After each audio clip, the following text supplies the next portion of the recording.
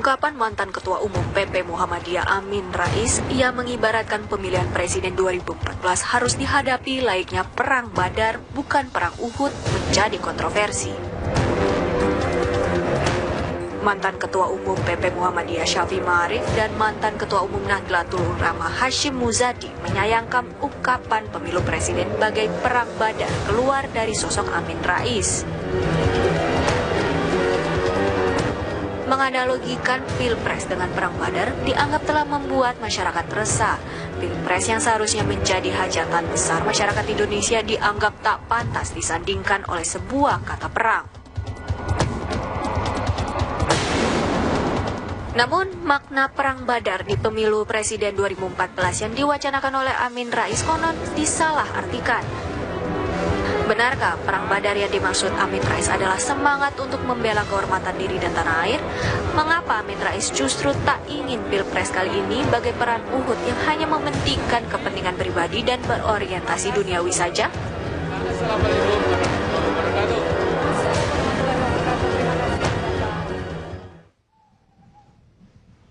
Ya pemirsa, dalam beberapa waktu terakhir, dalam pekan-pekan terakhir ini tentu Anda sering mendengar istilah Perang Badar. Istilah ini muncul ketika Ketua MPP PAN Amin Rais dalam kesempatannya lalu di Jakarta menyampaikan bahwa Pilpres 2014 ini seperti Perang Badar. Namun beberapa akibat dari istilah ini kemudian menjadi opini dan kemudian ditanggapi oleh sejumlah tokoh secara negatif. Dan setelah itu memang belum ada banyak pernyataan dari Amin Rais sendiri tentang apa sebenarnya dimaksud dengan Perang Badar ini. Apakah benar seperti yang dituduhkan beberapa pihak tentang Perang Badar yang kemudian diopinikan di media? Untuk mengklarifikasi hal ini dan mengkonfirmasi hal ini bersama saya sudah ada Pak Amin Rais. Selamat pagi Pak Amin. Pagi Mas. Ya. Pak Amin ketika menyatakan Perang Badar itu bisa diulang lagi Pak. Konteksnya sebenarnya seperti apa Pak? Saya 25 Mei saya dapat kehormatan berikan pengajian di depan umat Islam Jakarta. Dan diundang itu semua lapisan, semua kelompok, bahkan semua partai. Ya. Nah di situ, ini saya ulangi lagi, insya Allah memori saya masih bagus, ya belum pelupa. Ya. Saya mengatakan Alhamdulillah dari 5 partai Islam, yang 4 sudah bergabung. Yang 1 tidak bergabung, itu bukan berarti lantas harus kita beri keputusan seolah-olah rendah atau salah dan lain-lain. Saya katakan, saya masih ingat dalam spirit Al-Quran, surat Al-Hujurat itu dikatakan, jangan sampai orang beriman itu sebagian mengejek, ya, memandang rendah kelompok yang lain, siapa tahu yang diejek justru lebih mulia, lebih bagus. Ya. Karena itu saya mengatakan jangan sampai satu partai yang nggak bergabung tadi itu diberikan konotasi yang kurang bagus karena semuanya sama. Ya, semua ijtihadnya sama, tidak boleh saling ejek-mengejek. Bahkan kalau dalam lanjutan surat Al-Hujurat itu umat beriman itu harus menjauhi purbasangka. Karena purbasangka itu sebagian besar adalah dosa. Itu.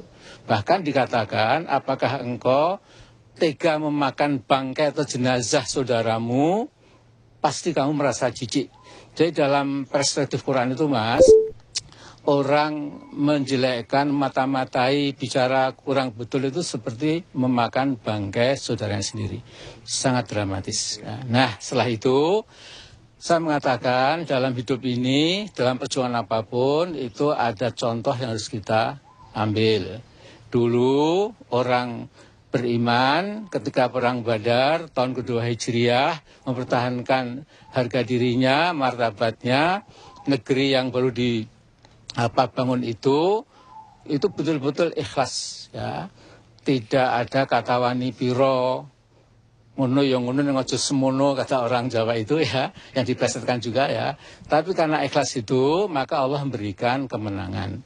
Berbeda dengan perang Uhud, itu orang mukmin menderita kekalahan karena belum apa-apa sudah mikir, waduh berapa nanti rampasan perang kita peroleh, berapa ghanimah yang kita dapat, nah sehingga Allah tidak memberikan ridho atau izin kemenangannya itu.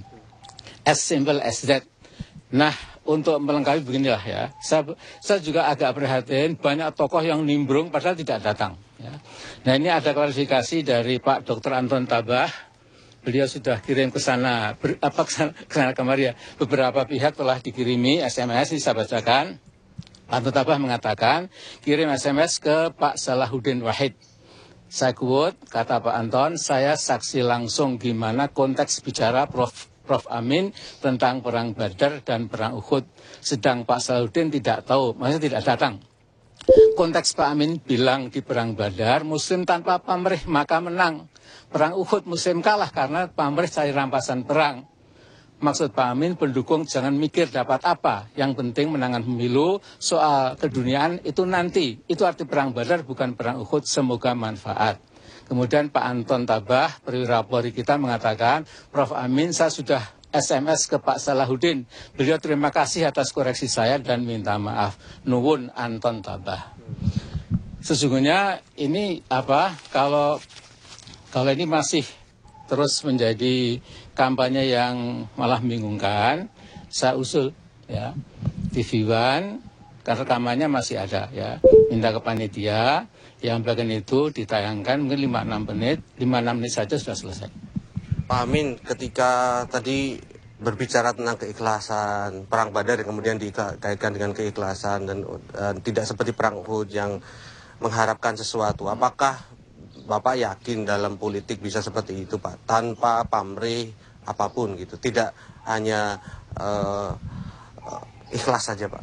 Ya, jadi memang saya kira manusia pasti punya kepentingan, maslahah, punya interest ya.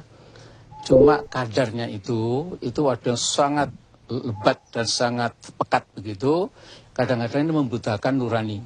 Tapi ada yang balance ya antara bimbingan akhlak yang mulia, bimbingan etika dengan kepentingan yang manusia memang tidak pernah lepas dari kepentingannya itu. Ya. Nah jadi sesungguhnya ini bukan menghadapi pasangan Jokowi kalah, Prabowo Hatta harus seperti perang Badar, bukan sama sekali. Itu namanya pembingungan ya, bukan seperti itu.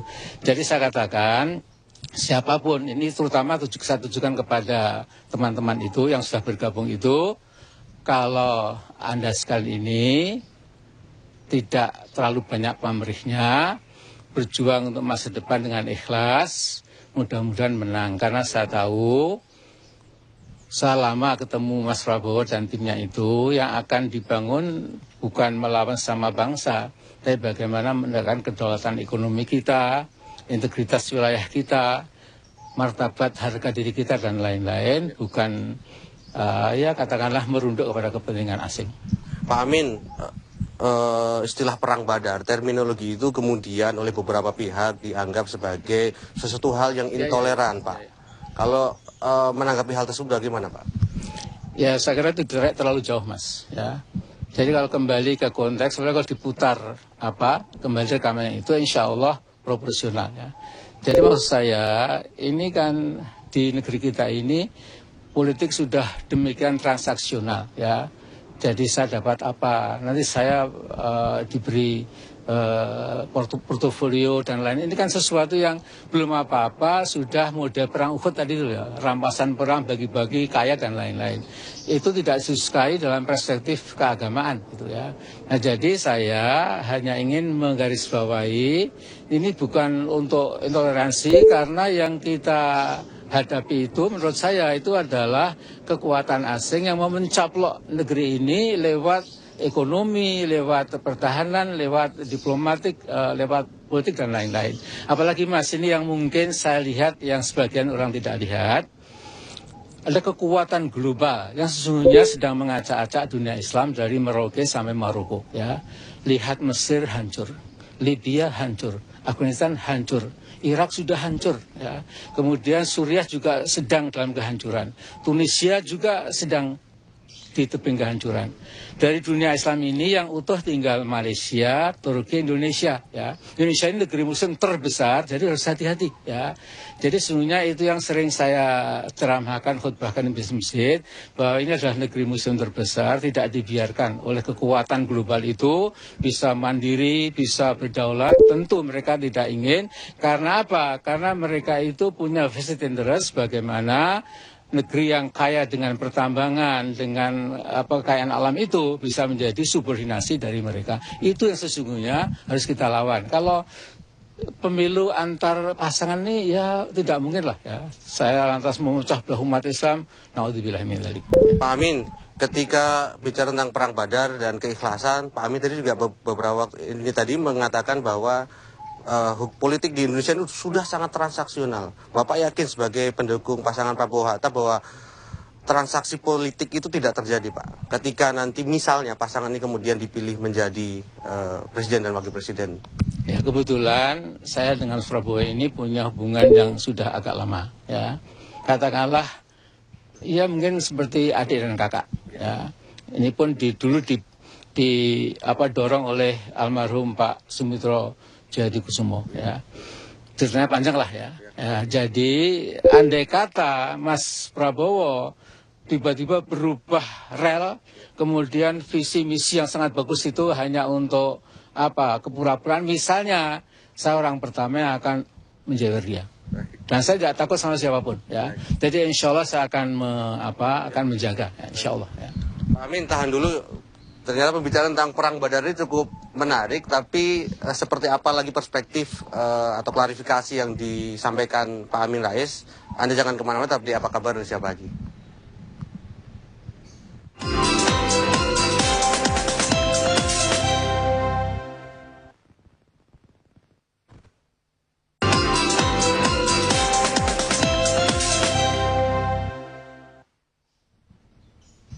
Pemirsa masih di Apa Kabar Indonesia Pagi dan masih bersama Pak Amin Rais. Kita akan coba gali lagi, konfirmasi kembali tentang Perang Badar, Pak. Yang beberapa waktu terakhir ini cukup seru perbincangannya. Pak Amin, melihat terminologi Perang Badar, Pak Amin menggunakan kata perang. Secara terminologi, secara bahasa, secara logo, Pak. ini suatu hal yang, Pak? Ini suatu hal yang serius sepertinya, Pak. Kenapa Pak? Logonya itu Ghazwatu Badr, ya. Dalam bahasa Inggris itu bukan battle, bukan Badr war, tapi Badr battle, ya. Juga Uhud battle, ya. Nah, yang harus saya garis bawahi untuk kesekian kalinya, saya mengatakan semangat perangnya itu semangat enthusiasm, ya. Jadi burning desire, ya. Hamasah dalam bahasa Arabnya itu, ya.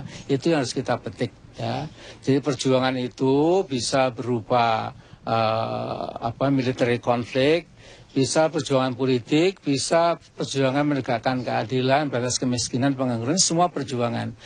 Nah, yang sangat amat direkomendasi oleh agama itu, apa yang kamu kerjakan itu dengan ikhlas, jangan pakai pamrih. Bahkan ada jaminan kalau kita mengejar ukhrawi kita itu, duniawi kita akan tersertakan. Tapi kalau orang hanya mengejar dunia, ukhrawinya hilang, itu alangkah ruginya. Jadi bukan perang itu, tapi semangatnya itu, Mas. Ya. Artinya itu bukan perang yang terkait dengan violence, dengan kekerasan. No. Ya. Jadi tidak ada konotasi saya mengajak violence sama sekali, ya. Jadi sekali lagi saya ulangi, semangatnya itu. Ini kan semua tokoh datang, ya. Yang datang itu paham, yang nggak datang cuma 1-2 paragraf di media massa, terus maaf itu melabrak saya, inilah kesempatan dan lain-lain. Bahkan ada teman-teman Muhammadiyah, saya lupa namanya lah, yang luar biasa, ya. Tapi itu it's okay, ya, itu sangat normal, sangat biasa dalam pergaulan hidup itu, ya. Nah, jadi ya itulah semangatnya yang penting, ya. Pak Amin, di satu sisi Pak Amin terkait dengan Perang Badar ini juga dianggap sejumlah pihak untuk telah melakukan kampanye hitam. Itu bagaimana Pak Amin? Nah, kalau boleh ini istilah baru, ya. Di samping kampanye hitam, kampanye negatif itu ada kampanye pembingungan, ya. Jadi confusion making campaign, ya. Jadi mas sederhana dibingungkan ya, seolah saya memecah belah persatuan umat, saya memecah bangsa, mengajak berperang, Masya Allah. Jadi dibingungkan. Jadi saya kira saya usul, kalau bisa Bawaslu menambah item di samping kampanye hitam, juga kampanye pembingungan, ya, dibulak-balik fakta, digoreng-goreng, nanti malah kasihan. Ya, jadi saya sesungguhnya tadilah sikap kenegaraan Pak Saudin Wahid setelah diberitahu, oh iya, mohon maaf, selesai. Ya. Artinya Pak Amin juga meminta tokoh-tokoh lain untuk melakukan hal yang sama seperti Pak Salahuddin. Salah, terlalu apa? Nanti lagi nanti ya. Ya itu, Mas katakan contoh Pak Saudin Wahid ini, saya juga kenal baik. Beliau juga ulama, juga lulusan ITB, ya. Jadi dunia faham, agama faham, ya. Begitu tahu, oh begitu toh. Pak Anton ya sudah, saya mohon maaf. Selesai. Ya. Pak Amin, ini kasus lain Pak. Ini pembicaraan lain selain perang Badar Pak. Ini yang cukup menjadi perhatian publik tentang kasus 98, kaitannya dengan kejadian 98. Kemudian kita ingat bahwa waktu itu Pak Amin cukup ditekan oleh TNI dan sempat kemudian menggagalkan rencana People Power pada dini hari.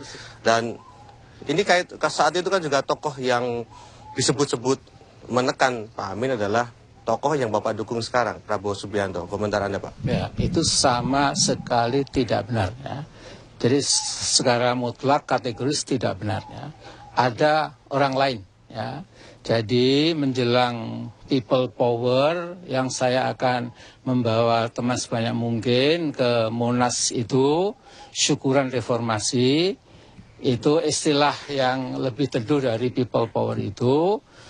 Paginya menjelang subuh saya diberi tahu dari Mabes ABRI, Mas Amin Rais, tolong itu batalkan.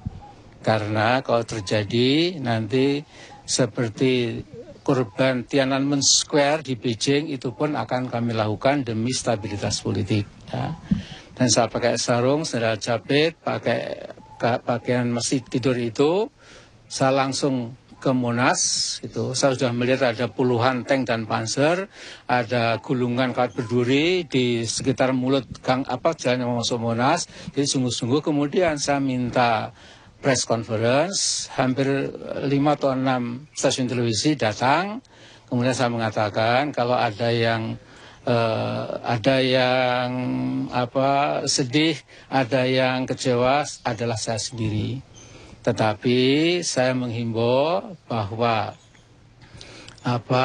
syukuran massal di Monas itu dibatalkan supaya tidak jadi pertumpahan darah yang tidak perlu, gitu ya. Nah, jadi akhirnya saya batalkan, dan sebagai gantinya rombongan ratusan ribu mahasiswa dan masyarakat Jakarta itu bergerak ke halaman DPR MPR.